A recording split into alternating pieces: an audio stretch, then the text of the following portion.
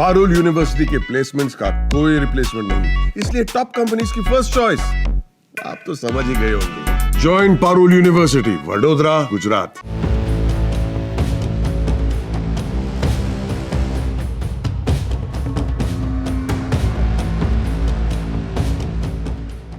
कुणाल कामरा पर अब तक आपने हर जगह पढ़ लिया होगा, सुन लिया होगा या फिर उनकी वीडियो देख ली होगी। काफ़ी बवाल मचा हुआ है, उन पर एफआईआर दर्ज हो गई है, लोग उन्हें गिरफ्तार करने की मांग कर रहे हैं, कोई कह रहा है उनके घर को डिमोलिश कर दो। लेकिन इन सब के बीच हम जानेंगे कि पहले किन किन विवाद में कुणाल कामरा फंसे हैं।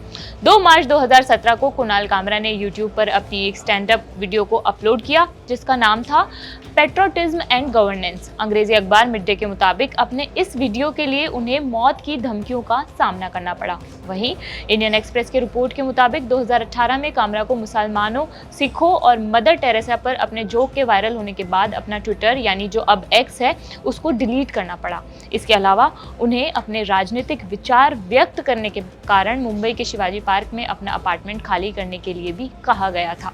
उस वक्त उन्होंने अपने अपार्टमेंट की मालकिन के साथ जो उनकी बातचीत हुई थी उसके स्क्रीनशॉट भी शेयर किए थे। उस वक्त फेसबुक पर उन्होंने एक लंबी पोस्ट शेयर की थी।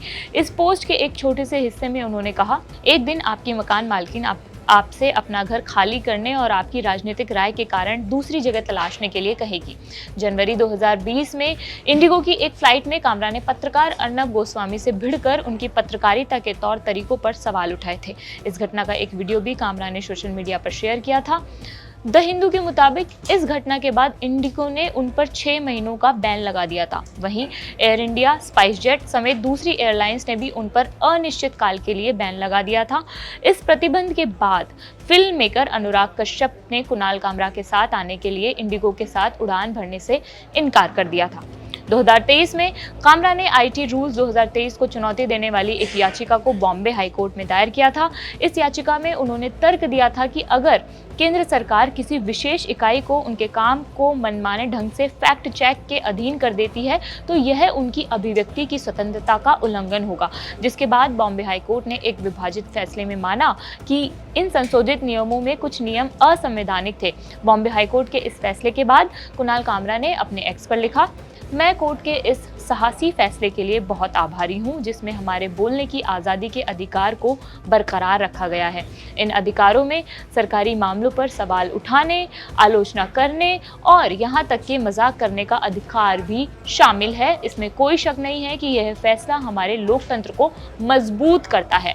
अक्टूबर 2024 में ओला कंपनी के मालिक भावेश अग्रवाल और उनके बीच सोशल मीडिया पर एक बहस भी देखने को मिली थी। इस बहस की शुरुआत कामरा की उस आलोचना से हुई थी जहां उन्होंने ओला इलेक्ट्रिक के ग्राहकों की अनसुलझी शिकायतों और रिफंड संबंधित मुद्दों पर प्रकाश डाला था।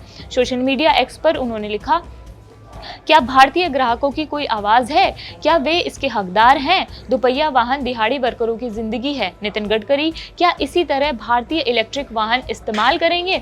जिस किसी को भी ओला इलेक्ट्रिक के साथ दिक्कत आ रही है वो सबको टैग करते हुए अपनी कहानी यहाँ पोस्ट करे। इस पोस्ट के बाद सोशल मीडिया पर ओला के असंतुष्ट ग्राहकों की लाइन लग गई थी। कुणाल की टिप्पणी पर प्रतिक्रिया देते हुए ओला के मालिक भावेश अग्रवाल ने अपने एक्स अकाउंट पर लिखा, चूंकि आप इतने चिंतित हैं कुणाल कामरा तो आइए हमारी मदद करिए। आपको मैं इस पेड ट्वीट या फ्लॉप कॉमेडी करियर से अधिक पैसे दूंगा या आप चुप बैठिए और हमें ग्राहकों के असली मुद्दों को हल करने पर ध्यान केंद्रित करने दीजिए। हम अपने सर्विस नेटवर्क का तेजी से विस्तार कर रहे हैं और बचे हुए कामों को जल्द पूरा कर लिया जाएगा। 11 सितंबर 2022 को गुड़गांव में विश्व हिंदू परिषद की धमकियों के कारण अपने कॉमेडी शो के रद्द होने के बाद कामरा ने विश्व हिंदू परिषद को एक ओपन लेटर लिखा था। इस लेटर में उन्होंने विश्व हिंदू परिषद को चुनौती देते हुए लिखा, मेरे और भगवान के रिश्ते का वैसे तो मैं कोई टेस्ट देना जरूरी नहीं समझता, लेकिन फिर भी एक टेस्ट देकर तुम्हारा टेस्ट ले लेता हूँ। मैं जोर से और गर्व से जय श्री सीताराम और जय राधा कृष्ण कहता हूँ। अब अगर तुम सच में भारत की संतान हो तो गोडसे मुर्दाबाद लिखकर भेजो, नहीं तो मैं समझूंगा कि तुम लोग हिंदू विरोधी हो और आतंक समर्थक हो।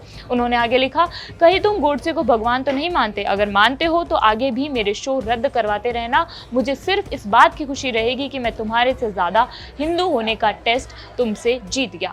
तो ये कुणाल कामरा की हिस्ट्री थी, वो कब तक विवादों में रहे और इस मामले में अब लगातार जो भी अपडेट बने रहे हैं वो हम आपको देते रहते हैं। आपको ये वीडियो कैसी लगी हमें कमेंट बॉक्स में बताइए। मैं मनीषा हूँ और देखते रहिए जागरण। शुक्रिया।